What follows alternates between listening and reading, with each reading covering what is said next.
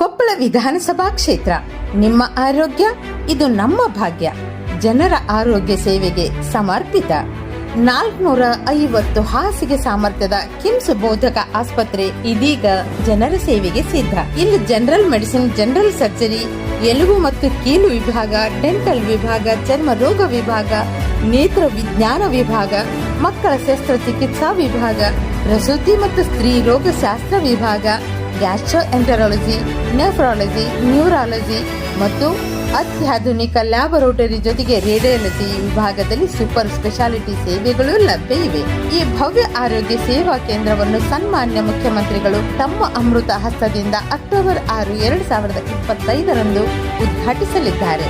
ಮಾನ್ಯ ಸಂಸದರಾದ ಶ್ರೀ ರಾಜಶೇಖರ್ ಹಿಟ್ನಾಳ್, ಶಾಸಕರಾದ ಶ್ರೀ ರಾಘವೇಂದ್ರ ಹಿಟ್ನಾಳ್ ಅವರು ಈ ಕಾರ್ಯಕ್ರಮದ ಉಸ್ತುವಾರಿ ವಹಿಸಲಿದ್ದಾರೆ. ಇದು ನಮ್ಮ ಸೇವಾ ಧ್ಯೇಯ.